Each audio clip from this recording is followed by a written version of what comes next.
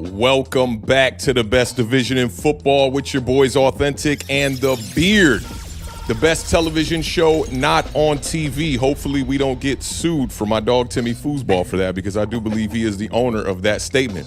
We got a awesome slate of games this week, y'all. The season is absolutely progressing, and we are, as the NFC East, as a division with the moniker the best division in football, sort of headed in the right direction. The New York Giants are going to be taking on the Denver Broncos this week. A great matchup between two young quarterbacks, Bo Nix versus Jackson Dart. The Eagles are going to be headed to Minnesota after losing 2 straight. They definitely got to get back on track there. Giants were the only team to get a W from the NFC East in Week 6, so I know a lot of these teams within the division are clawing back to try to get in the good graces of the division and whatnot.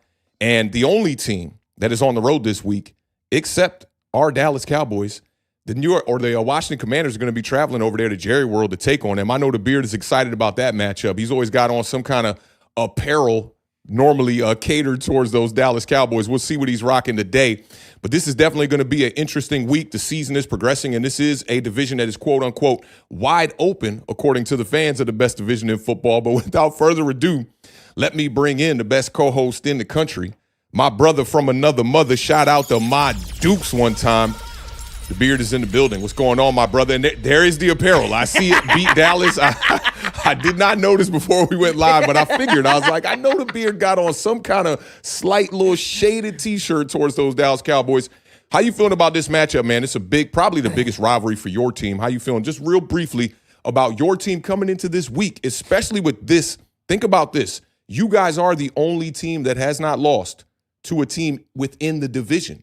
And you've only played just one game right now so far against opponents in the NFC East. We have all the other teams that have played multiple games. My New York Giants are going to have their 4th division game here in a week from this week's Week 7 matchup.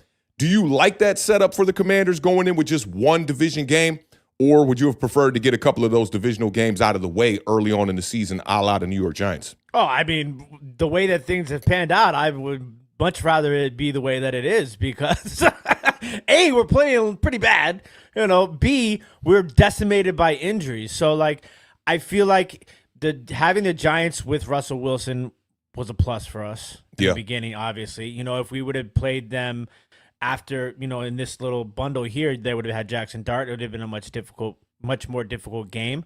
So I'm happy with it the way that it is now.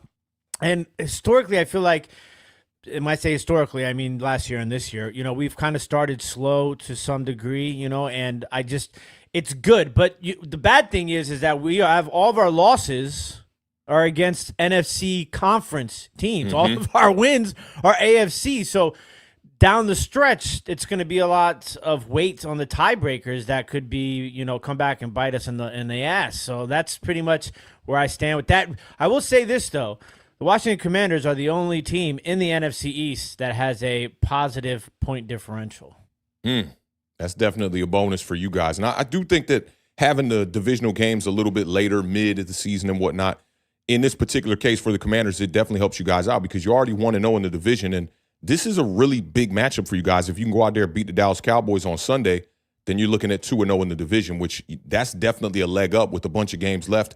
Being the only team that would be undefeated within the division is definitely going to be a good look. But we're going to get into that Cowboys versus the Commanders matchup, but I definitely want to start off with the New York Giants here. Shout out to the gang in the building, man. We see all of y'all rocking out with us, man. Definitely going to be a bit of a, I'd say a faster-paced show today. We got some things that are, we got to handle in the back half of the evening here when it comes to the side of things for me. But let's get right into it, man. I'm looking forward to this matchup. I think this is the biggest game of the year thus far, especially with Jackson Dart headed to Denver, taking on another young quarterback, another quarterback that was a bit overlooked when he came out in the 2024 NFL draft as well. But the New York Giants are going to be traveling to Denver to take on the Denver Broncos. Let's get right into it.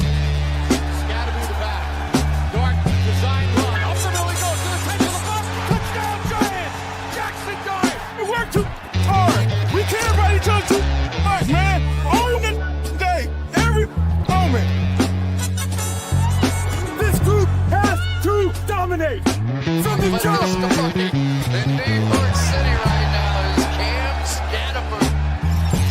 It's too beautiful out here wasting opportunity. Come on inside the top.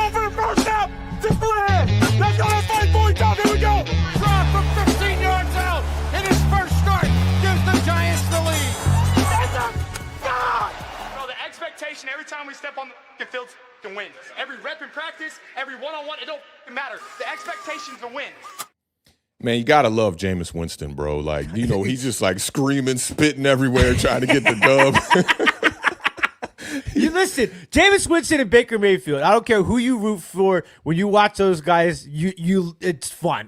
Those are football players. Man. Those are definitely some football players, man. But this is a big matchup here, man. 2-4 New York Giants traveling to Denver to take on the 4-2 Broncos. Kickoff at 4:05 p.m. Eastern Standard Time. ESPN has the Broncos favored by 7.5 with a 65.2% chance to win. I thought that was a little much. I'm not going to lie. A little suspect. The over-under's at 40.5. I like that number.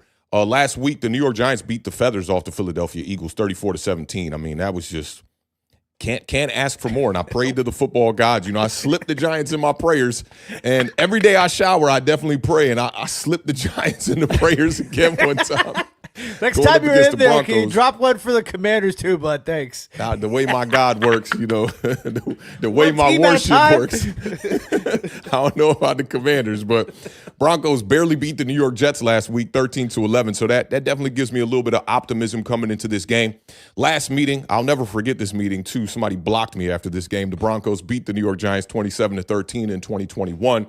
And the Giants have won 2 of their last 3 games now with Jackson Dart as the starter for this team. And I think that just changes the approach going into every game for the rest of the season. And now we're starting to see that the fire Brian Daboll rhetoric is starting to kind of calm down a little bit. And that just makes things a little bit easier for this organization and for this team to come into a matchup like this and stay focused. The Denver Broncos, they have won 3 of their last 4 matchups versus the New York Giants, and they lead the series with a record of 7-6. And the Broncos are 4-2, right? And that sounds fantastic. But as the Beard said in the opening, kind of been up against a couple of teams that are considered to be cupcake as far as the competition goes. I would use the word sketchy, okay? The Titans, who they beat, are 1-5 and just fired their head coach just last week. Cincinnati Bengals are another one of their victories. And they beat the Cincinnati Bengals without Joe Burrow, and the Cincinnati Bengals have been 0-4 since Joe Burrow's injury. Shout out to Joe Flacco. We're going to talk about that when we get to that night game matchup one time. They beat the Philadelphia Eagles. That was an impressive win that I thought the Eagles basically, I won't use the word dominated, but controlled that game throughout until we got to the fourth quarter and the Broncos found a way to win. But that's a team that the New York Giants proved that they can beat as well. And their fourth victory was against the New York Jets, who are currently 0-6 right now. And Aaron Glenn, maybe could be considered as a coach that could be on the hot seat right now. You got to find a way to win a fucking game, my guy. And all last year I said that the Broncos only beat one team over 500. And that was when I looked at the schedule coming into the year, I looked at this Broncos game as a matchup that, 1, would have been a revenge game for Russell Wilson, but 2, I thought it was a game that the New York Giants could win because the Broncos were definitely, the beneficiary of having a schedule that put them in position to win a lot of games last year. And I think the Broncos can be beaten. I think the Giants just got to go out there and they just got to prove that. I think it's going to start by protecting Jackson Dart. You're going up against a Broncos defense that is basically a juggernaut right now, but you got to keep in mind that they have played inferior competition. The Giants coming in right now, averaging 20.2 points per game. That's 26th in the NFL. And first things first, the Giants are going to have to find a way to get a fast start and score points in this game. The Broncos defense is allowing just 15.8 points per game. That's second best in the NFL right now. And in 3 of the 4 Broncos victories, the offense has scored 21 points or less. So this is not a game that I look at, the New York Giants got to find a way to score a ton of points, but they're definitely going to have to put some points on the board. And Broncos have proved that they don't need their offense to go out there and be clicking on all cylinders for them to go out there and actually get a victory. I mean, they just won a game last week where they scored 13 points. The Giants have scored on the opening drive in 3 straight games, so we need that to continue again for a 4th straight game. And that early start is definitely going to be crucial for the New York Giants' success. Now, although the New York Giants offense is 26th in scoring, over the last 3 games, they're averaging 23 points per game. So that gives them that little bit of a bump. The Saints game is a bit of an anomaly where the offense turned the ball over 5 times in that game and really couldn't get right. But outside of that, Jackson Dart is leading this offense to the end zone, and he's played some really good ball. We're going to get into some red zone numbers here. But the Broncos are averaging 20.7 points per game over their last 3 games. So to me, this is one offense coming in very staggered, but the defense really holding it down for them, whereas you look at the New York Giants offense And that offense is absolutely trending in the right direction. I want to see Brian Dable and this offense, along with Mike Kafka calling the plays, commit to running the damn ball again. And I think that if they can commit to running the ball, that's going to also help protect the quarterback and allow this Denver Broncos defense to not pin their ears back and just go straight after Jackson Dart. We already saw their linebackers talking shit about Jackson Dart and his chain. And I just don't want this to be a game that we fall victim to our quarterback being put into a position where he's going to have to take a lot of unnecessary hits. Now, through 6 games, the Giants are 4th in rushing attempts. Come on, dog. That's back to New York Giants football. 30.2 rushing attempts per game. New York is averaging 36.7 rushing attempts per game over their last 3 games. First in the NFL. And man, RTDB has come to life. Bro, that RTDB has came to life. Obviously, having a dual threat quarterback helps the situation. The Giants are currently averaging 126.2 rushing yards per game. That's tied for 9th in the NFL. That's my team right there. Their 156.3 rushing yards per game over the last 3 games is ranked 3rd in the NFL. As I told y'all when I prayed to my gods and we talked about my worship, you ask and you shall receive, brother. And the New York Giants are absolutely receiving. This balanced rushing passing attack is a big reason why they've won 2 of the last 3 games. And Cam Scadaboo has came in and basically re-energized this rushing attack. 98 yards on 19 attempts against the Eagles, 5.2 yards per carry, 3 touchdowns on the day. Cam Scadaboo became the 2nd rookie running back in New York Giants history with 3 touchdowns. Charlie Evans in 1971 was the other guy. No, it was not Saquon Barkley, to my surprise. And Cam Scadaboo has 493 scrimmage yards on the season. We're basically halfway, or he's basically halfway to 1K in 5 games. Now, I brought that number up to remind New York Giants fans that Scadaboo has really only played 5 games because he only had 2 carries in week 1 against the Washington Commanders. But also, more importantly, why I brought that up is that's not that much. So when we looked at Tyrone Tracy last year, getting to 1,000 scrimmage yards as a major accomplishment, if you are a running back that is finding ways to stay on the field and obviously being at least from a minimal standpoint productive, you can get to 1K scrimmage yards. You get to 1,000 rushing yards now. That's a whole different thing. The dual threat quarterback helps to run. We know that. We talked about the numbers with Daniel Jones and Tyrone Tracy last year and how Tyrone Tracy finished the year with 7 straight games, and then it trickled into this year with 8 straight games with not even getting over 60 yards.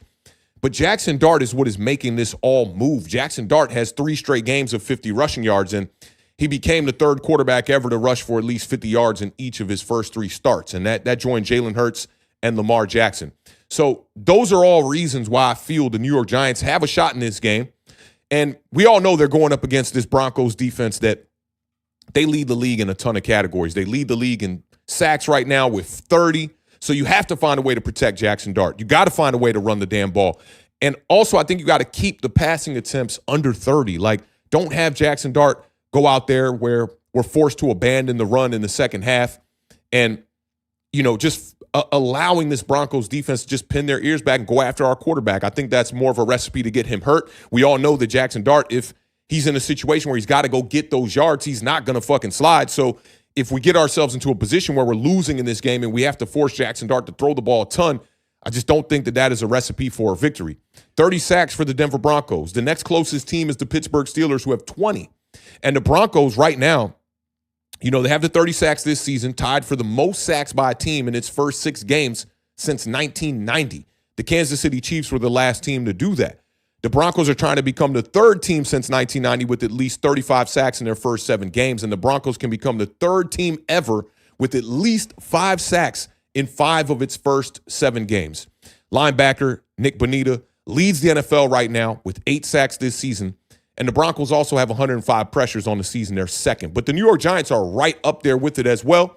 So I do think that this is going to be a game that will be reliant upon both of these defenses to go out there and have a good game. I do think that whichever defense has the better game is likely going to win this game. What are you seeing in this matchup with my New York Giants going up against Bo Nix and the Denver Broncos? Well, I listen, the competition is a big thing. It is. And I know you can only play who's on your schedule, right? I went through this whole thing last year with Washington. And I'm sure Denver went through it last year with their sketchy Have schedule. you seen Buffalo? Buffalo's opponents are 3-21. Bruh. But at the beginning of the season, I looked at that and I said, how is this a first place schedule? I don't something doesn't look right about this schedule.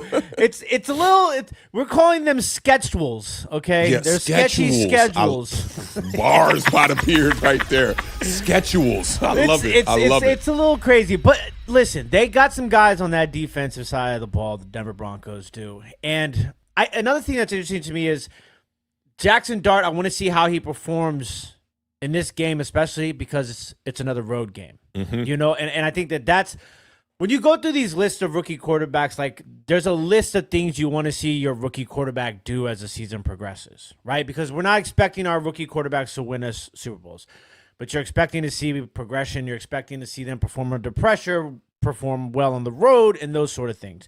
So that's one thing I'm going to be looking at. Now, I will tell you that the sack number is crazy to me, but I thought this was even crazier. Do you know how many pressures the Denver Broncos have this season? I think I might have just went over. Was it 100? Well, I go off next gen stats now, so my numbers might be a little bit different. But 105 pressures, it's second in the NFL according to next gen stats. I had 160 from what I saw, which I thought was 160 is absolutely ridiculous. So like 30 sacks, 160 pressures. I mean, like that's a bit crazy to say the least. But I mean, there's some other things they do really well too. Their rush defense is really good. They're only giving up 89 yards per game. So that's going to be something that is going to have to be combated well with Jackson Dart, Cam Scatterbo, and Tyrone Tracy. I think this is an opportunity with Tyrone Tracy back healthy to kind of be a solid contributor, be a RB2 to Scatterbo, and not necessarily have all the weight of running back one on his shoulders. I think he can perform that way and put up some sneaky numbers to be beneficial to the New York Giants offense in that role. So that's one thing I'm kind of looking at. Denver's third down defense is nasty. They're 27.2%. And the Giants are coming off of a fantastic game on third down last week against the Eagles, too. Third down is going to be very, very, very important. Now, I think that the New York Giants, if the New York Giants want to win this game, they have to perform on third down on defense. That's going to be the most important thing because that's one thing that Denver is not really good at. They're not good at all. Let's say that, okay? Because, they're a little sketchy at some of the positions. I mean, they're running the ball really well, although they haven't been in recent weeks. They struggled last week against the New York Jets to run the ball, but they're averaging 130 yards per game on the ground, rushing. So I think that, the one thing, though, they've only allowed 6 sacks, too, which is the second fewest sacks allowed in the NFL. It's ridiculous. Like, when you look at Bo Nix and the amount of games with multiple sacks, I believe it's 2 games with multiple sacks, and they're just finding a way to keep him upright. I also think a lot of that has to do with Sean Payton and the system, getting the ball out of his hands quickly. We know, dating back to his days in Oregon, that is something that Bo Nix did well and likely why Sean Payton wanted to draft him as well. So the one thing is that third down offense for the Denver Broncos is the 9th worst in the NFL. They're only converting on 36.6% of their drives. And it kind of goes back and doubles down on what you were talking about, is about how, this defense is kind of carrying this Denver Broncos team. The offense is only scoring X amount of points. So, if you want to stay in the game, because I think this is going to kind of be like a old school sort of game here, like low scoring, little defense, little running. Exactly. So if you want to be in that sort of game, the biggest thing is you're going to have to keep Denver off of the field, which will allow you to run the ball more and control the clock, control the pace of the game, take some of that pressure off of Jackson Dart and that defensive front of Denver getting to the ball. But outside of that, the biggest thing is going to be red zone offense. Absolutely. Defense. Okay, so Denver is the number 1 red zone defense in the NFL. 28 fun times. 28.6% is what they're allowing people to convert on in the red zone. And this is interesting because, Authentic said they have 30 sacks and the next closest team is 20. Do you want to know what the next closest percentage of red zone allowed for the number 2 best red zone defense? Where were they at again? 27? They were at 28.6. 28. I'm going to go it's in the 40s somewhere. It is 42.9%. So that is quite the gap there, as far as the red zone defense goes. So it's going to be up to the New York Giants to do two things, in my opinion, to win this game. Number one, you're going to have to stop the Denver Broncos on third down. And number two, you're going to have to find a way to score in the red zone. Yeah, I think the red zone is definitely a factor in this game. And the Giants, they had a nice outing against the Philadelphia Eagles where they were 100% to help boost up their score on the season. But it has been tough. We talked about how their red zone offense right now is ranked 30th, and they're scoring touchdowns on 40.9% of their red zone trips, which that number has boosted up a lot over the last couple of weeks with Jackson Dart at the quarterback position. That number was at 20% with Russell Wilson. It's now jumped up to 58.3 in the last 3 games. But what kind of worries me a little bit, because red zone offense, Jackson Dart and Cam Scatterbo do bring a lot to our red zone offense, but it can't be everything. And the thing that kind of worries me is how the New York Giants have performed in the red zone on the road. They're only scoring 27.2% on their red zone trips on the road. And what did you say the Broncos number was? 28.6. So we got to find a way to kind of correct that number on the road.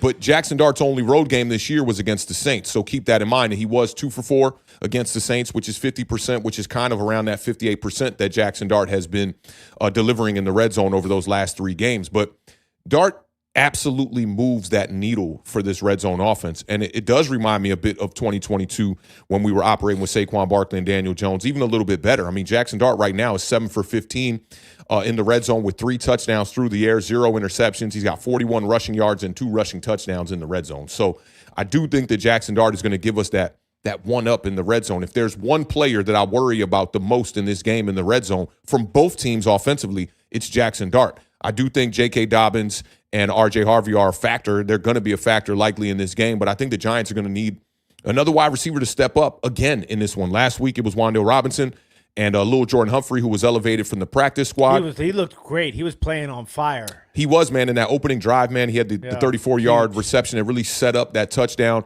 And he was quiet through the rest of that game, but just reliable, if you ask me. He only had 55 yards on the day on 4 receptions, but I thought it was just what we needed. And we might need another performance like that from Lil Jordan Humphrey again, maybe another explosive or 2, but I do think that this is more about balance. The New York Giants got to keep the balance that they have within this offense. We talked about how high they are in the league with the rushing attempts, how high they are in the league with the rushing yards per game as well.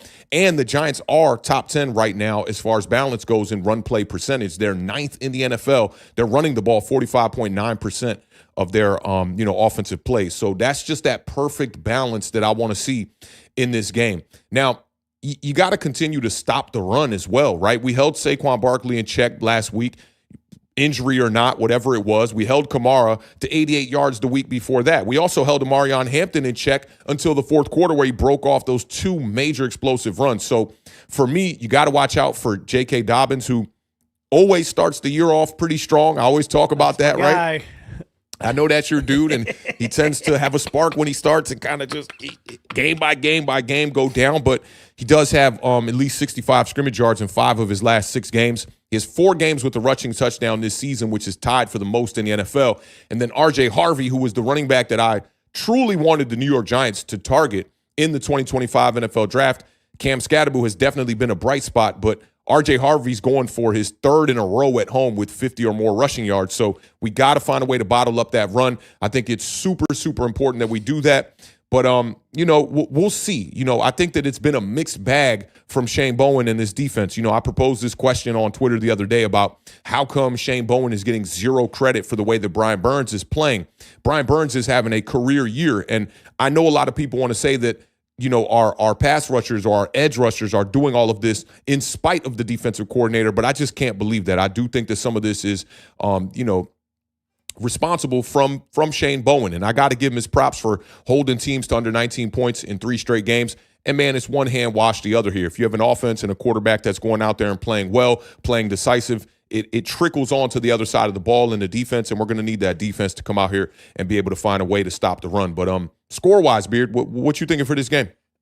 So, for those of you that don't know, one of our favorite movies here at Authentic and the Beard is a movie classic, one of the best sports movies of all times. It's about some young men from the country of Jamaica called Cool Runnings. My dog.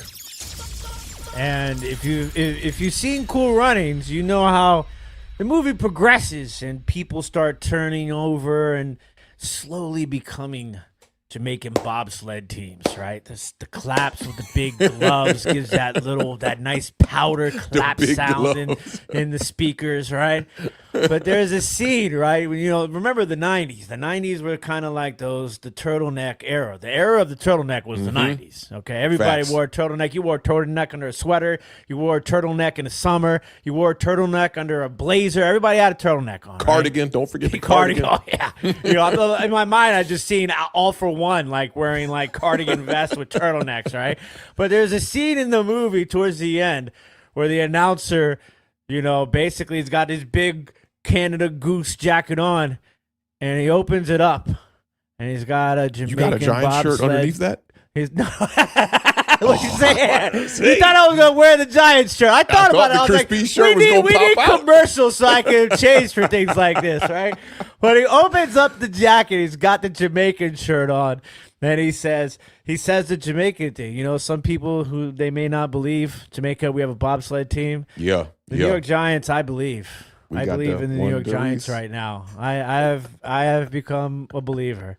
Taking the New York Giants 20, Denver Broncos 19.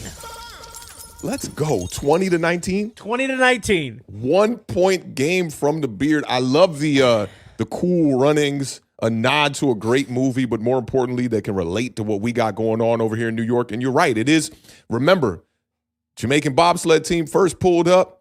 The Swiss was looking at them all crazy, like, bro, yeah, y'all supposed to be on a track, man. Y'all ain't supposed to be over here on no ice. This ain't y'all type of game. And then, but slowly but surely, started to give Derice his respect as the driver.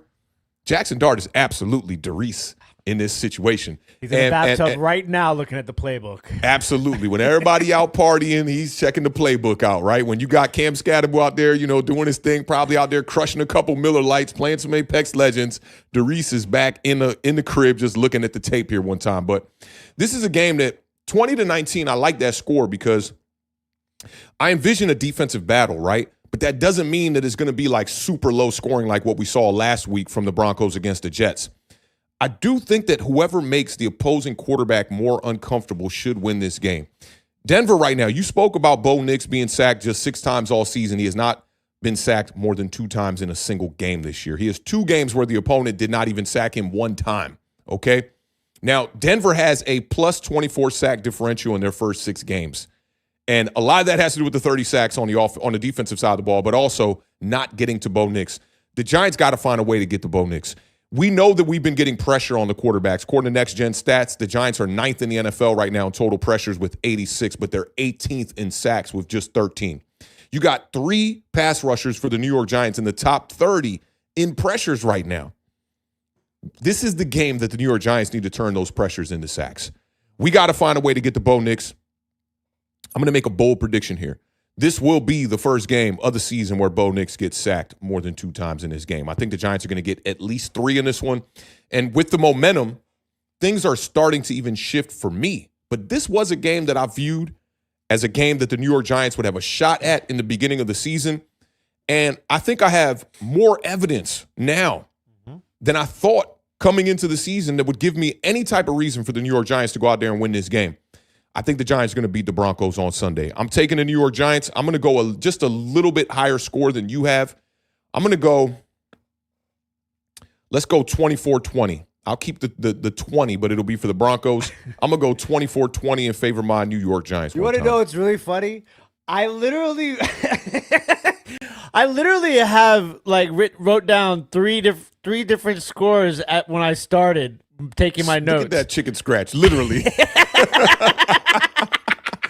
So I write my score first before I even get into my notes. I write my score first. And then as I'm going and I'm digging in the data and I'm looking at everything, I'm like, I don't like this score. And I scratched it out. And then I started really getting into the next level of data because there's levels to this data. There's digging, absolutely right? levels of the data. Okay. One stat can ruin your whole approach. I swear. You're like, God, I scratched it out and then I was like, this is the score, 20-19. I love it. But I had 24-20 was one of my scores. Love it. I like it. Let's get these super chats out of the way one time. Big shout out to B-Roll with a $20 super chat. Says the last week has been some magic. Versus the Broncos, who knows? I've learned this season to not make any predictions. RTFB. All right. Oh, FB. FB. RTFB. And then STDR. Run that motherfucker. RTMF. So, yeah, I mean, listen, that's interesting because Authentic and I watched a little football together this weekend after the son's baptism. And that was one of the things I said to him was that you just don't know. This year in particular of recent years, the week-to-week NFL is nuts. It's nuts. You can't make sense of it more so than ever before. So I feel you. Yeah, man. Definitely right there with you. Big shout out to B-Rog, man, helping us raise the bar. And, yeah, it's all about running the fucking ball, stopping the damn run. That'll give us a chance against any opponent across the National Football League. Appreciate you helping us raise the bar, my dog. Big shout out to Lax with the $4.99 super chat. Says, big game for the Giants. Let's hope the post-London with no bye works in our favor. Let's go, Big Blue. That's an interesting little tidbit there.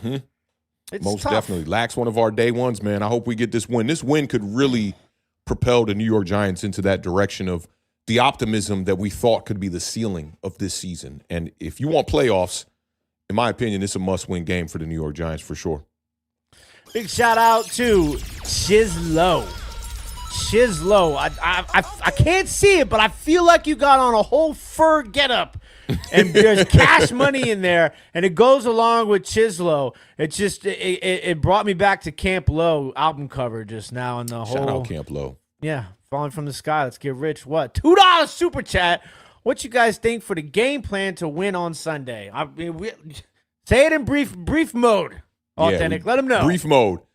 I think B-Raw kind of got it. Yeah. RTMFB, run the motherfucking ball. STDR, stop the damn run. Right? That's the start right there. And for me and the Beard up here, I would say red zone is super important from my aspect. Third down from the Beard's aspect. Yep. I think we got a shot in this game. I mean, there's nothing offensively that truly scares me about the Broncos. I mean, I know they got some, capable playmakers out there. Troy Franklin, Sutton on the outside for sure. The running game is something that I think is going to be a priority to stop. But, yeah, we just gave you about a good 30 minutes, man. Big shout out to Chizlo, man, helping us raise the bar over here on Authentic and the Beard. That's a new name. I don't think I've seen Chizlo in the building. Big shout out. And once again, big shout out to B-Rock with the $2 super chat. There's rest in peace, John Candy, my long lost Uncle Buck. There's a documentary out right now on John Candy. I think I did see that. Was it Netflix? It's either Netflix, Prime, or Apple TV. One of those. Yeah, three. One of them. Yep.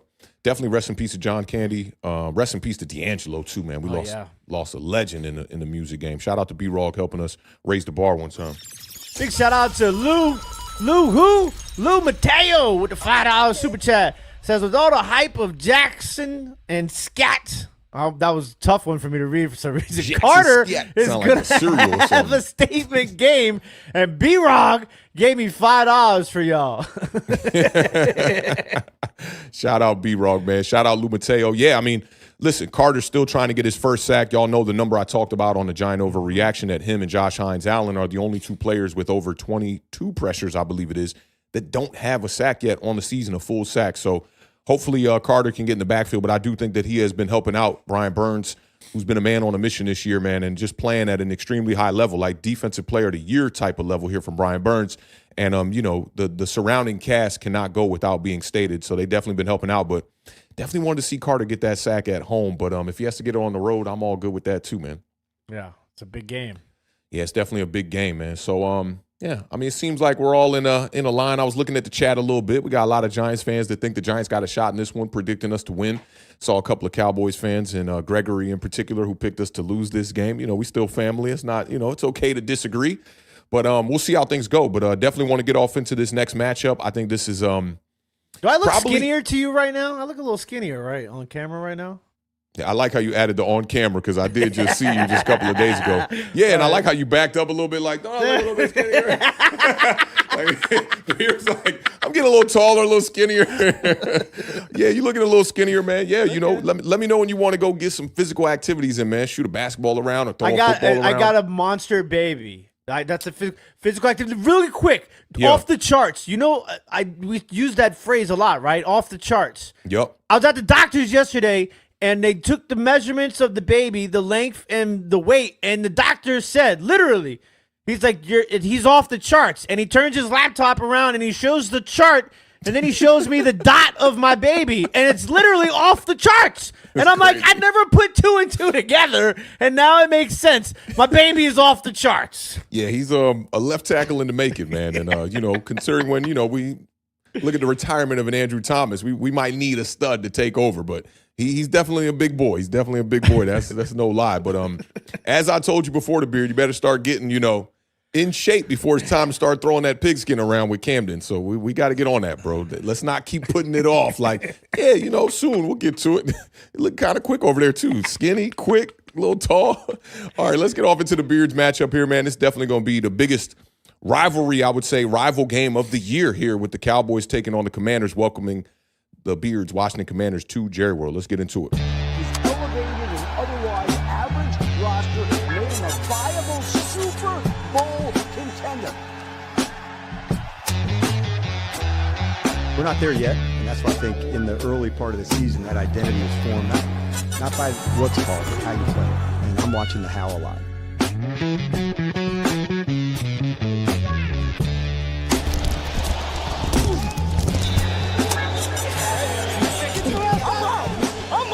You said for some reason with Jaden Daniels, the rookie rules don't apply. All right, Beard, we got the Commanders sitting at 3-3, the Cowboys sitting at 2-3-1. Kickoff is at 4:25 p.m. Eastern Standard Time. ESPN's got the Commanders favored by 1.5, over under at 55.5 in this That's one. changed, too. We're now underdogs. Y'all are underdogs now? Yeah, 2.5 point underdogs. I just looked that up right before we got on air. Was that ESPN or was that FanDuel? FanDuel. FanDuel probably changed it there. So y'all are what underdogs according to FanDuel? Yeah, 2.5 points. 2.5? Well, so that's basically a pick'em game right there. Last week, Cowboys lost to the Carolina Panthers, man. 30-27. I know that one. Hurting still. I stand corrected. We're 1.5 point favorites. Checked it right before we went on air. Good stuff. ESPN, FanDuel lined up. Commanders lost to the Bears. I guess that was a little bit of a get back from the Hail Mary game. They lost 25-24 on a last-minute fumble from Jaden Daniels. Pouring down rain in that game was definitely a factor for sure with the turnovers. He also had the interception in that game. Last meeting, the Commanders beat the Cowboys 23-19. Late last season, we got a Dan Quinn revenge game. We got a Dorrance Armstrong revenge game. Maybe. We'll see how things are looking as far as on the injury front here.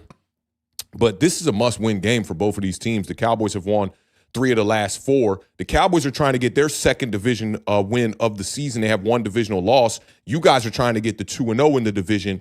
Injuries have been the story for the Washington Commanders. Bunch of guys did not participate at Wednesday's practice. Dorrance Armstrong, John Bates, Zach Ertz, Javon Kinlaw, Chris Rodriguez, and wide receiver Deebo Samuel. You also had Vaughn Miller, Deron Payne, Bobby Wagner, and Lermy Tunsil, who did not participate in practice, but it was a rest day for them, so not as worried about those 4 players. And you also had Sam Cosmi at practice this week, along with Terry McLaurin, who was limited. So Commanders are definitely looking to get some of their players back, get healthy, and get in the right direction. And to what the Beard said at the opening of this show, that maybe that is a good reason why they have not played so many divisional games thus far. But NFL.com had 10 analysts pick the score of this one, and this looks like it's going to be a boat race. 7 of them had Washington winning this game, but every one of them had the winner scoring over 27 points in this game. The Cowboys are nearly averaging 30 points per game at 29.7 on the season. That is 3rd best in the NFL, and they're averaging 34.7 points per game over the last 3 games. But normally I think the Beard would be a little bit fearful here, but the Cowboys' defense has just not been anything. I mean, you could wheel me and the Beard out there to play linebacker and cornerback, and they might have a better chance here.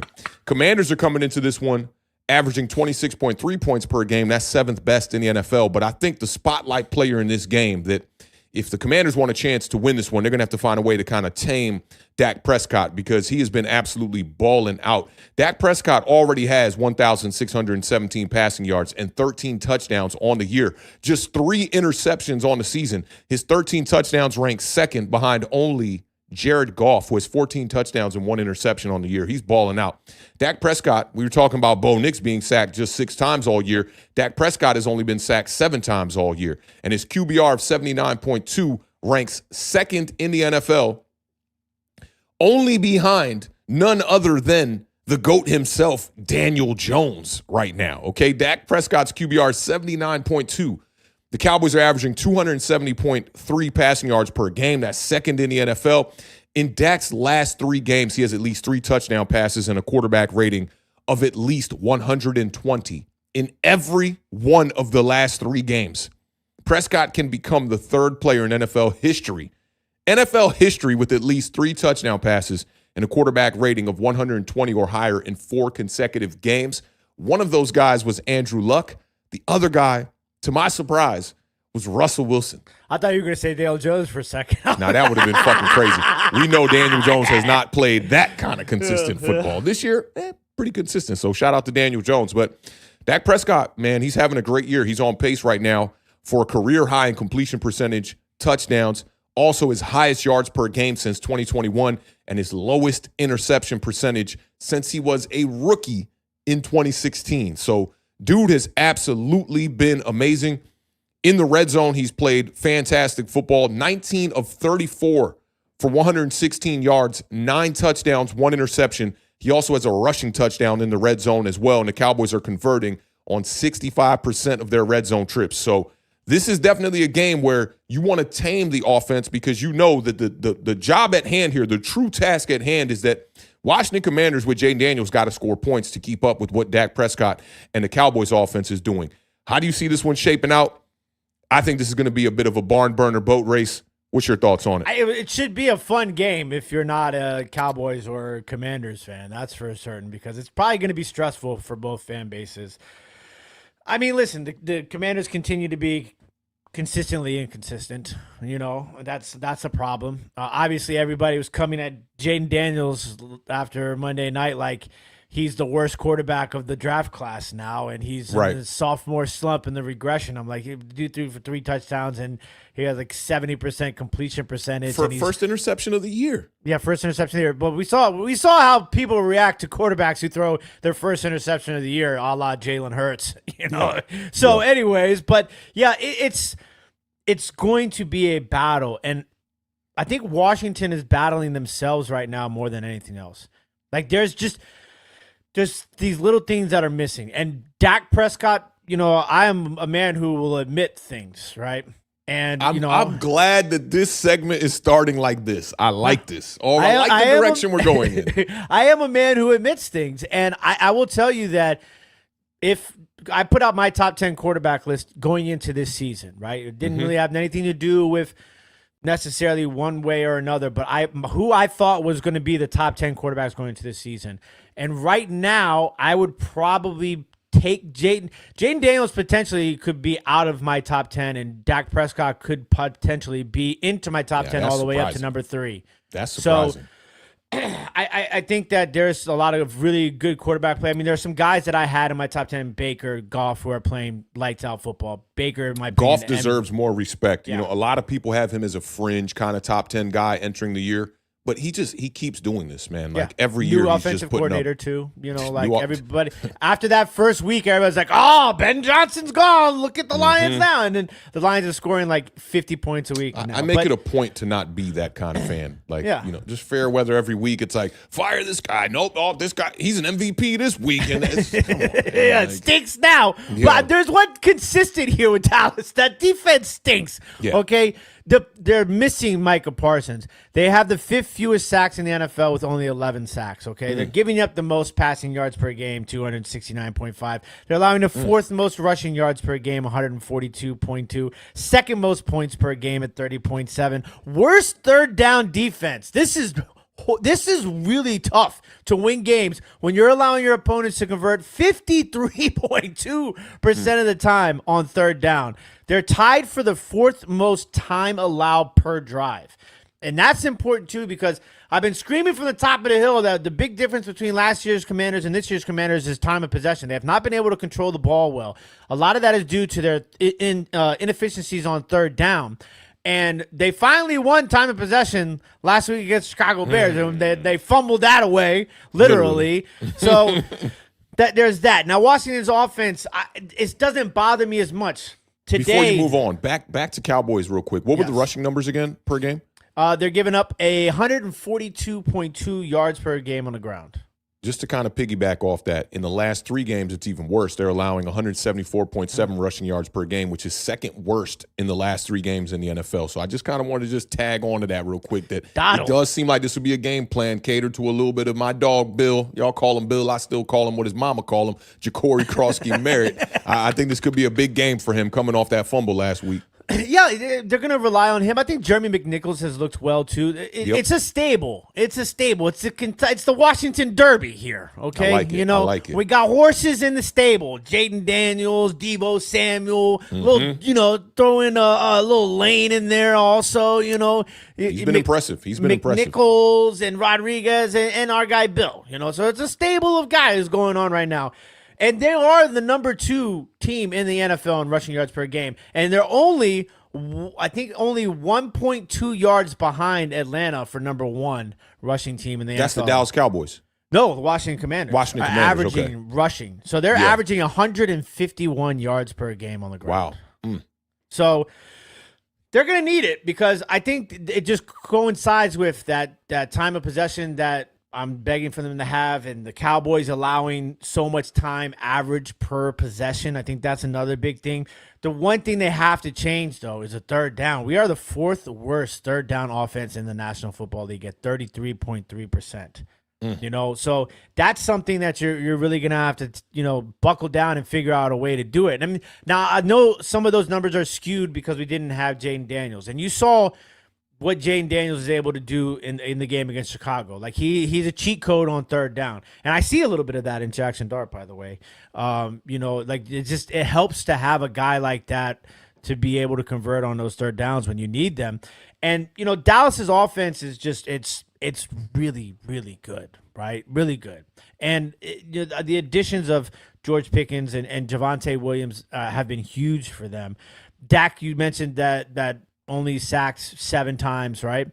Yeah. Washington is 6th in the NFL this year in sacks, which I don't know how or who, but they have Dorrance Armstrong's been a big part of that. Who was out for a brief moment of the game, and they were like, the Commanders put out a tweet and said, questionable to return, and then he got the sack, and I retweeted it, and I said, question answered. That was a big sack for them, but we'll see. The injuries, like you said, Terry McLaurin and Deebo Samuel, I got notification from our guy, Schefter. He said neither one of them were at practice today, Deebo or Terry McLaurin. That's not good. Yeah, and the big thing was Terry was going to be practicing this week. And they've already botched the Noah Brown situation. They just put him on IR now this week. So he's going to be gone for these 4 weeks. It's been tough for Jane Daniels.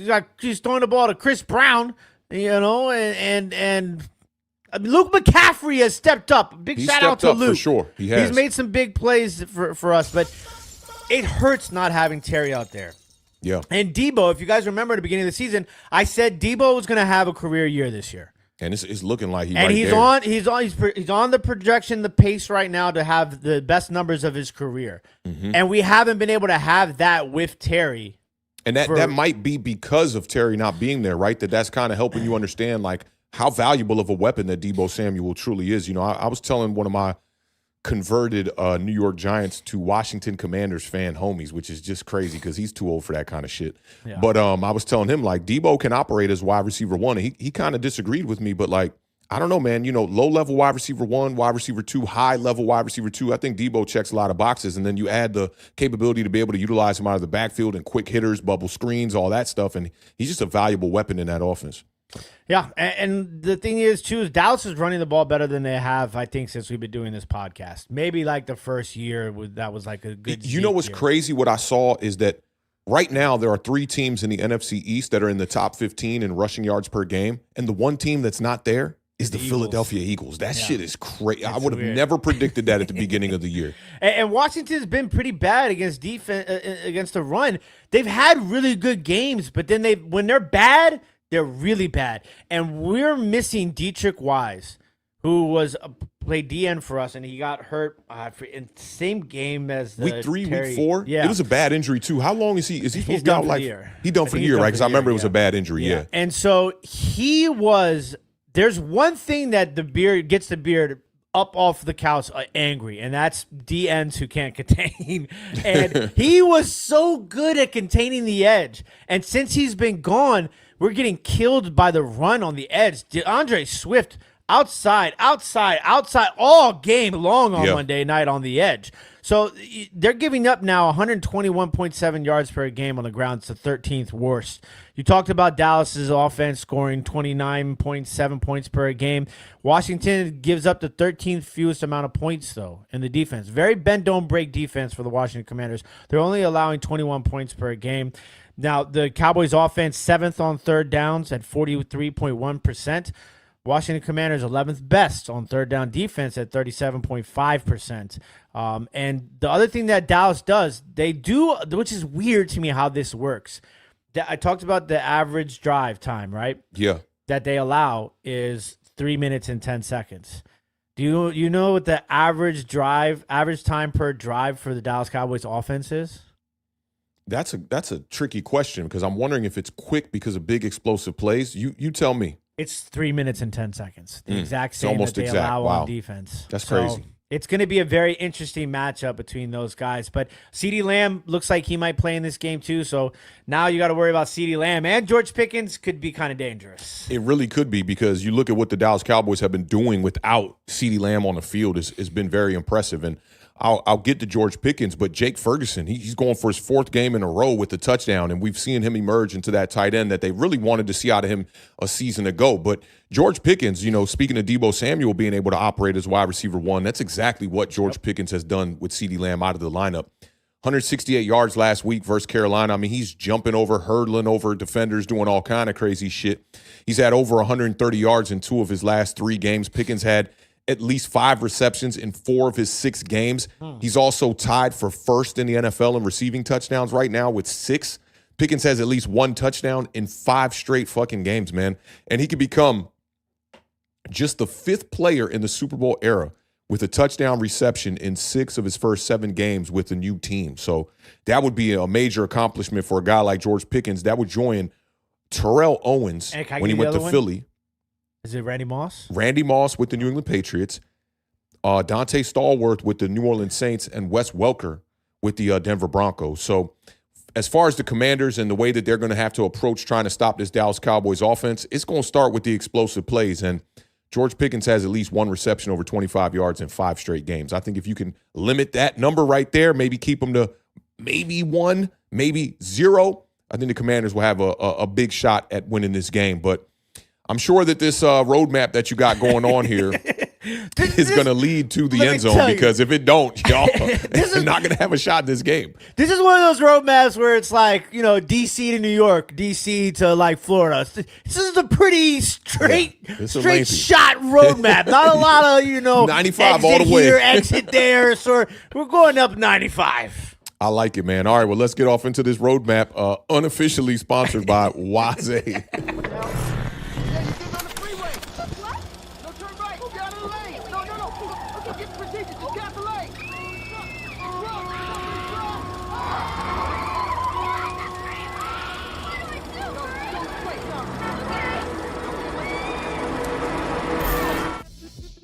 No pit stops. This is the roadmap to victory for the Washington Commanders. Sponsored by the official, unofficial sponsor, Waze. GPS, get you to where you need to go to win a ball game. And it starts with points. It sounds crazy. I feel like John Gruden right now. You got to score some points. 30 points. You have to score at least 30 points, Washington Commanders. Like it. And if you want to score 30 points, there's 2 things you got to do. One of them is you got to run the ball 40 times, and you have to get 200 yards. So I want 30 points, 40 rushes, 200 yards. The next one is pretty simple. There's 3 aspects into the game that you have to do to win. Time of possession, you got to win it. Turnover battle. We had turned the ball over 3 times all season long and then turned the ball over 3 times in one game at the Chicago Bears and lost. You got to win the turnover battle. And last but certainly not least, you got to do what you haven't been doing, and that is converting on third down. Please win the third down battle on both sides of the football. And last but certainly not least, you got to start fast. Never go down by 2 possessions. In the 3 losses for the Washington Commanders this year, they have started the game down 17-3, 17-7, and 13-0. So in order to win this game, you got to start fast and do not go down by 2 possessions at any point in time to this Dallas Cowboys team because it might be difficult to catch back up. I love that right there. That the Commanders play, and most teams in the NFL play, much better when they have a lead. But y'all in particular, if y'all want to get back to that team that was knocking on that door, them 30 points per game, is definitely going to start with the early lead in this game. Score, man. Let's get it. What you thinking? Listen, you talked about all those guys who picked that game, and they had, was it 7 people out of the 10 over 27 points? All of them had the winner over 27. Yeah. 7 out of the 10 picked the Commanders to win the game. Okay. Yeah. Well, we're going to need more than that. This is going to be must-see TV, ladies and gentlemen. Must-see TV. Washington Commanders 41, Dallas Cowboys 38. God. I'm going to take the over if you didn't notice. Yeah, that's very much like the game we had against the Dallas Cowboys where it was 40-37. You know, I just don't feel like it's going to be as high scoring as people are envisioning. I think we'll have a chance to get to the over. This is a tough one, Beard. It's tough. This it's is not a easy. I know. I put you on a spot by starting off the show and picking the Giants. This is a tough one, bro. And you definitely rolled with the New York Giants, but I'm going with the Cowboys, bro. I just think that this is a must-win game for them. Y'all can afford to lose this game and clean some things up on the back half. I don't know about that. And be able to get in. I mean, look, they 2-2-1 coming into this game. Damn, bro. I got to go with Dak Prescott. He's just been the hot hand right now. Jaden Daniels is coming off the injury, still trying to iron out some of the deficiencies. I do think it'll be close. I'm going to take the Dallas Cowboys. I'm going to go. We got to hit the over. I'm going to go. We'll barely hit the over. I'm going to go 31-25 in favor of the Dallas Cowboys. Can't ride with you this week, and I'm still trying to catch up, my dog. No, listen, I understand. I know there's no harm, no foul. Shout out to Joe Babes in the chat. Listen. We're moving in the right direction with Ja'Cory Brooks, okay? I don't know how he has been down in the practice squad this whole damn season when you got Chris Moore up at the the big league level. Yeah, Nothing I against texted Chris you Moore during the game, and I was like, Chris Moore. Yeah, Basically saying, who the fuck? Like, So I said Chris Brown earlier. you did say Chris Brown. You did. And I was like, Chris who's Moore. he talking about? Yeah, Chris Moore. So listen, I've been a Ja'Cory Brooks guy for a long time, and Authentic will tell you, I got the receipts are there. Absolutely. I watched him play against Notre Dame when he was playing wide receiver at Louisville, and I saw that game, and I said, "Who is this guy? This guy he's the whole package." I think I really like his skill set. So we'll see. Hopefully those snaps start to increase a little bit, and he's progressing. He is a fan favorite here in DC. I forgot he was still on y'all practice squad when we were looking for wide receivers to elevate and guys we could sign. Giants might need to go over there and go snag Ja'Cory Brooks off that practice squad because we could use some guys like that. We just elevated Juice Wells, and yeah, I'm going Ja'Cory Brooks all day over Juice Wells right now. Ja'Cory Brooks is more a wide receiver the Giants could use on the outside too. I mean, he can stretch the field, he makes big explosive plays down the field, and can do some of those things across the middle as well. So, and if you guys haven't seen, there is a Juice video you guys can watch here. Oh yeah, I'm sure they saw it because when I make those compilations, bro, I be thinking like sometimes Antoine Juice Wells every route. This video is probably gonna get 150 clicks on it. I looked up that shit had like 2K or something crazy. I was like, for Juice Wells, y'all giving that video some juice, man. So big shout out to y'all for that. We got a couple of super chats here to go over. Big shout out to Ralph, big old Ralphie Fletch, the $4.99 super chat. Says, congrats to Little Beard on his baptism. I just want a competitive game from the Giants to quiet the haters. Yeah, a lot of them haters in our fan base too, bro. Listen, we got 'em. Non-believers. Let's call them non-believers. Oh, dude, after the Chicago game here in Washington, it was you would have thought we were. Listen, that's the big difference about fan bases too. The Baltimore Ravens are 1-5, but their fan base believes once Lamar Jackson comes back, they got a chance to win that division. I'm glad you brought up the Ravens because, like, all of a sudden in like Giants land, Baltimore Ravens have bad coaches. I'm like, is that really it? They lose the quarterback. They're 1-5. I get it, but all of a sudden Harbaugh's a bad coach now. Listen, man, we got to put some more respect on the OGs if you ask me, bro. Yeah, so it's wild how that is, but I think that it's interesting because the Giants are very much in a position to a certain extent that I was as a fan, a logical fan, in the Washington team last year, where it's like you just want to see your future franchise quarterback continue to get better, learn from his mistakes, and you want to be competitive in the process of doing it. Because there's a big difference between your rookie quarterback on a competitive team, whether you're winning or losing, as long as you're competitive, and your rookie quarterback on a team that's just god awful. Sometimes it's very difficult. I mean, a guy like Cam Ward, I think Cam Ward's a little bit different because I think mentally Cam Ward is far advanced than other rookie quarterbacks who have been on awful teams. Mm-hmm. But it can be damaging at times for quarterbacks in that rookie year as far as their progression if their team is bad. So, yes, you want to see them be competitive for sure. Absolutely. And then perception as well for people that don't get a chance to watch a lot of ball. Like, if you're just seeing your quarterback go out there week in and week out and not be able to win games like Cam Ward, then the perception is, oh, the quarterback fucking stinks, which I think that's a bit of an unfair opinion on Cam Ward currently right now. But big shout out to Ralph, man, helping us raise the bar over here one time. Big shout out to B-Rod. The $5 super chat says next week the beard ain't going to need glasses no more. Yeah, you getting taller, you're losing weight, and your vision is about to be in line as well. Shout out Benjamin Button, baby. Aging backwards type shit here one time. We got another one from B-Rock as Big well. shout out B-Rock with the $2 super chat. Says, speaking of roadmap, authentic, November 2nd, 9-5. Yeah, the San Francisco 49ers game. We're still trying to, move a couple of things around, shuffle the deck, and try to make it work here. But I'll definitely let you know, B-Rog. I appreciate that, man. That's definitely a kind gesture, man. And we appreciate you helping us raise the bar over here on Authentic in the Beer. We got one more from Kai here. Big shout out to Kai 001. I thought it was 007 in the beginning, Kai. It's always been 001. 001. Yeah. You're a smooth operator like James Bond, Kai. So big shout out to Kai with the $4.99 super chat. Says Authentic. I've been hearing that Waddle might be a giant.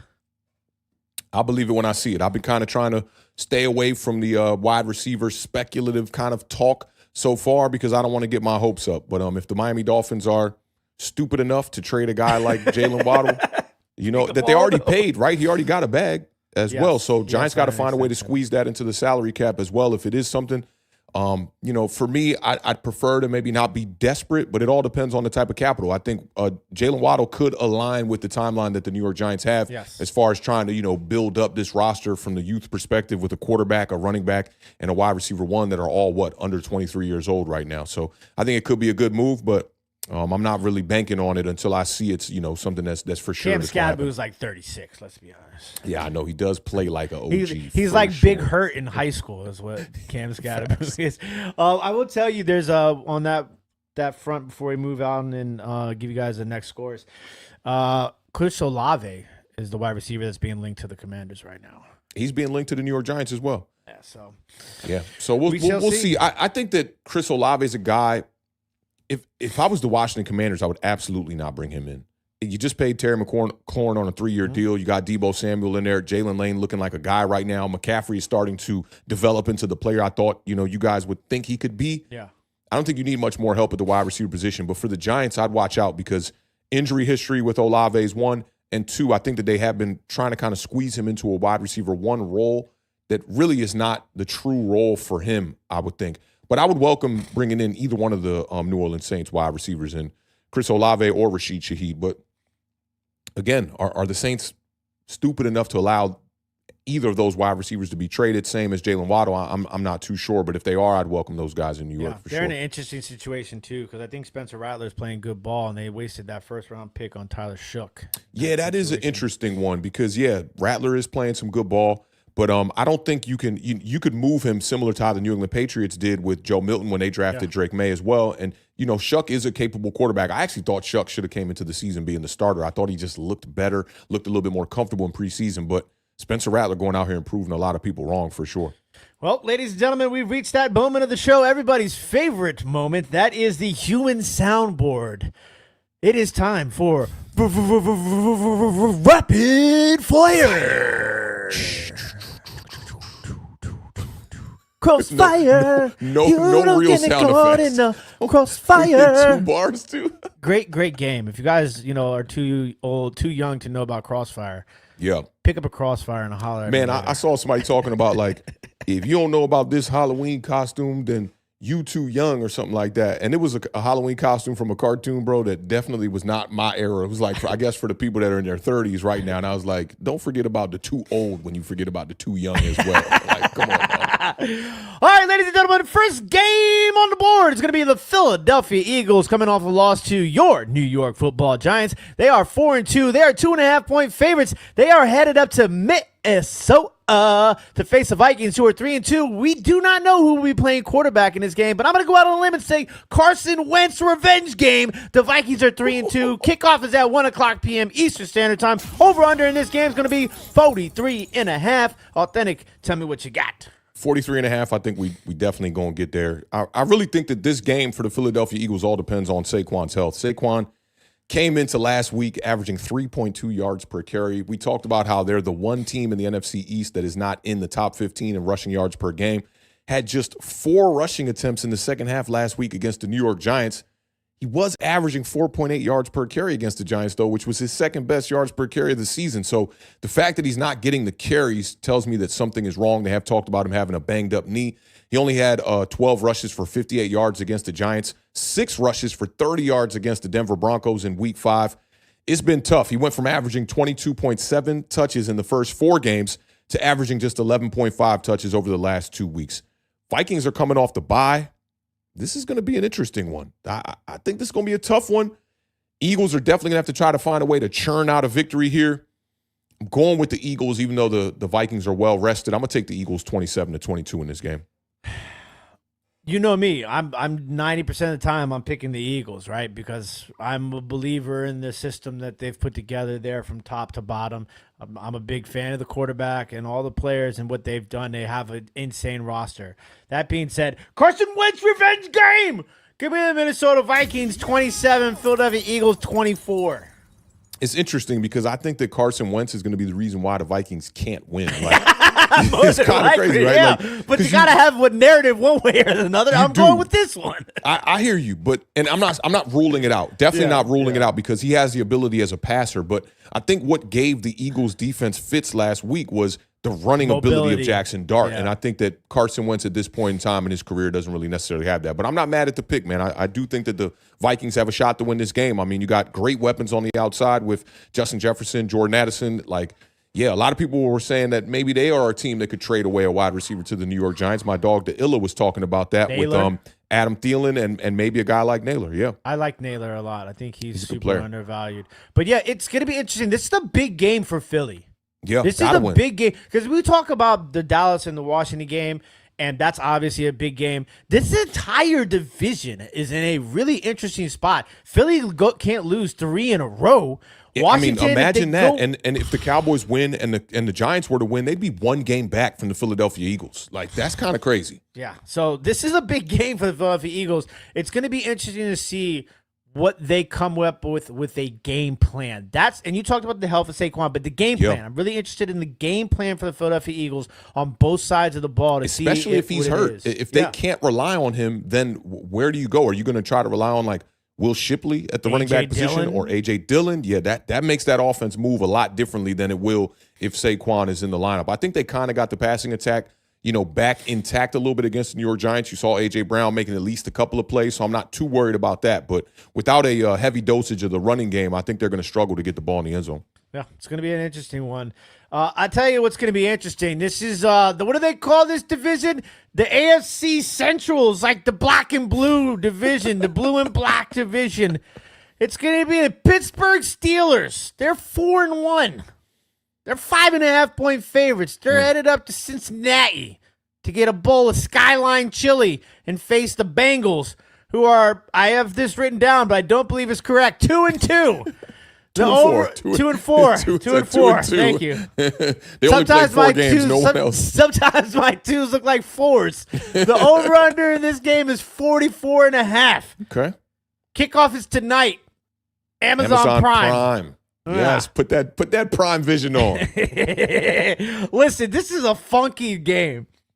Joe Flacco is, Talk about it. he's the guy that's just, he's Keanu Reeves, in replacements. Like, you just don't know when this guy's going to go in and he's going to. If I knew the name of the homie in Dennis Quaid. Necessary Roughness. Dennis Quaid. Nah, you talking Any Given Sunday. Dennis Quaid. But he went out there and broke his fucking back and had to give up the job. So I don't know if I want to wish that upon Flacco. I'm talking about homie that was like a 10th year senior or some shit like that. Who was also a Quantum Leap guy. Quantum Leap guy. That's the guy. That's the guy. We got Quantum Leap guy playing quarterback for the Cincinnati Bengals.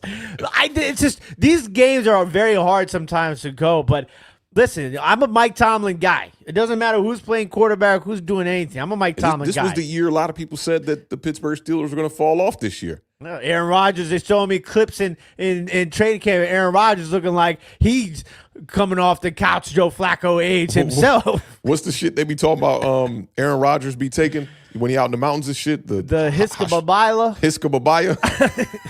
I've done a lot of drugs in my life. I ain't never done that.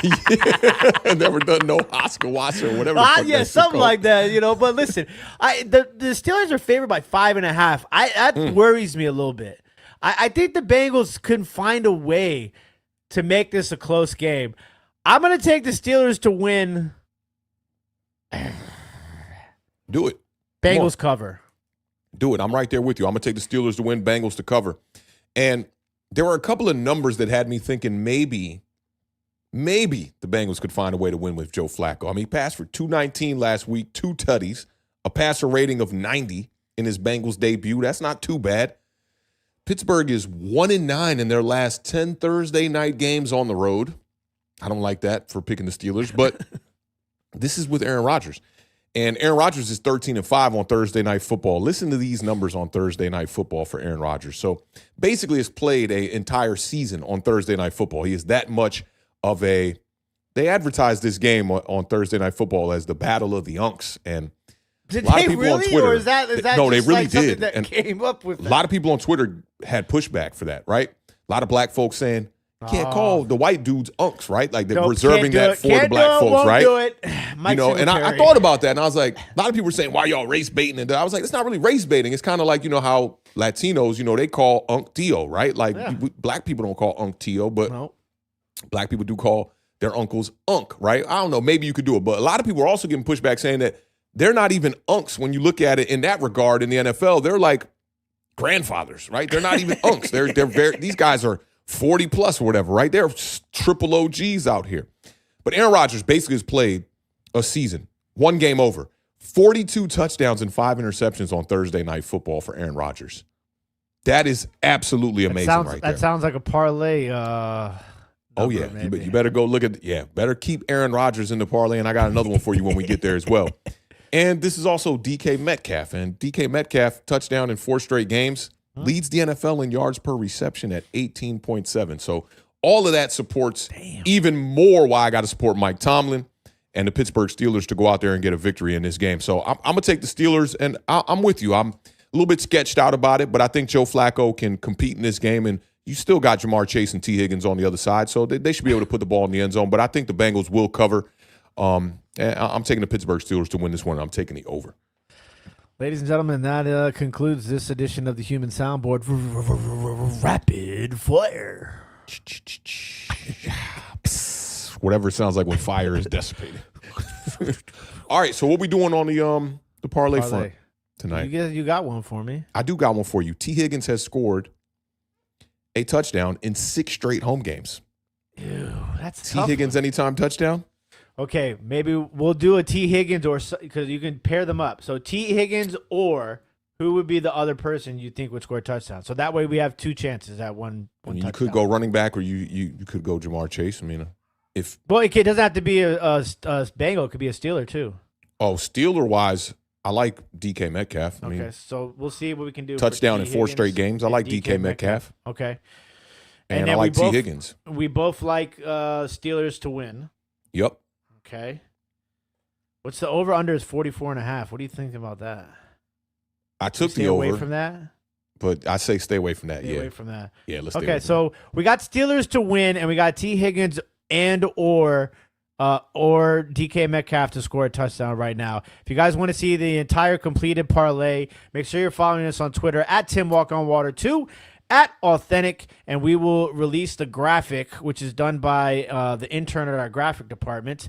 And that. We are the interns. He's been doing a pretty good job. You know, he learned from the best. What can I say? You know, he's got a great. He learned from the best. So He definitely did. you guys could find us on Twitter. We will release the entire parlay for you guys. And if you want to ride or die with your boys here, Bad Boys for Life, let us know. Yeah. What about Jaylen Warren? He's getting back healthy? Maybe a little bit of over 50, I over saw 60 it. He's vibes. in our starting lineup. He must be healthy. Yeah, take a look at that before the game. So I just did that just so it could be in the right direction. I mean, I think we have to put Wan'Dale Robinson. Darius Slayton, is he going to be in or is he going to be out? Hamstring still bothering him. It's likely he's not going to play. So I think we'll probably I get a little think- Jordan Humphrey again. I think we might have to put Wan'Dale in. Yeah, we were a week early. You did suggest that 2 weeks ago, and we were a week Denver early. Defense. And then we put him back on the bench. I have him in 2 leagues too, and the Denver defense is something to think about. But I think Wan'Dale is kind of I don't want to say like defense proof, but like the way he operates, Yeah. he should be able to get some catches against especially Denver's defense out there. the catches, But he's been doing it with the yards too, man. It's going to be interesting. It's going to be a fun week of football, ladies and gentlemen. I'm looking forward to it, man. I'm definitely looking forward to it. This is like the climax in the movie, right? We're just getting towards the climax. And man, if Jackson Dart can go out here and win this game against the Broncos, bro, like we're here in the middle of October. By the time we get to Hard Knocks, the Giants might actually be in the mix. It's good times right now in the Giants land. It could all come to a crashing halt here on Sunday, but I'm here for it, man. Either We way. might have to do like a post Hard Knocks reaction show. Oh, of course, after man. every That's Hard it's gonna be the Knocks- after every busiest Hard time of the Knocks week for me, episode. bro. Like, come on. I did that last year as well. Yeah. When was that 2024? We were on Hard Knocks with the front office. Yeah, I did a that's reaction awesome. after every one of those. So expect those, man. Like them lives during the week are going to be extremely frequent, man. I've double dipped on the Giant overreaction 2 times this year. I know you We did. got to keep doing that, and keep that theme going. But Yeah. we'll see, man. I'm looking forward to it. Just seeing that kind of cinematography behind our teams, both of our teams, that's a first. So definitely going to be fun. But any last words before we get the family up out of here? Beat Dallas. Beat Dallas. Let me make sure we did get all of those. Yeah, I mean, that goes for both of our teams, right? Just find a way to beat Dallas, man. For y'all this week, I picked Dallas, but it doesn't really matter to me. But when we do get those opportunities to play against them, we shall see. But shout out to the family in the chat today, man. We appreciate all y'all rocking out with us, man. A ton of people in the building today. It was definitely a vibe. I see Deedon Shelton said the Hunk Bowl. Yeah, that's what they was advertising it as. Looking forward to seeing that. Make sure you turn on your Prime Vision tonight, man, and get that view. I had one person complain about the compilation last week from Jackson Dart on Prime Vision who asked me, Authentic, can we please go back? He said, this is cool and everything, seeing the lines on the screen and shit, but can we please go back to the regular compilations for our quarterback? And I said, the Giants only play on Amazon Prime one time this year. So you got your wish, man. You got your wish. But I do encourage y'all to check it out. Amazon Prime is absolutely awesome. And y'all know we end every show the exact same way. Keep raising that bar. Keep living those dreams, because the universe flows in Technicolor and surround sound. And a life without dreams is a life in black and white, missing that blue. Rest in peace to the podcast GOAT and New York legend, Combat Jack. And that is a wrap. Keep your eyes peeled on Twitter for the parlay that we will be releasing. I'll make sure to retweet it. Shout out to the graphics department, man. They've been on top of it. And best of luck in all y'all fantasy leagues this week, man. I've been struggling a good bit, but I'm hoping to get back into the right direction. Y'all enjoy y'all Thursday night football. And go Giants. Commanders, I hope y'all get y'all victory. I picked against y'all, but y'all know what it is. Go Giants. Beat And Dallas. We'll continue to keep raising that bar, man. Y'all enjoy y'all Thursday afternoon. Peace. Peace, y'all.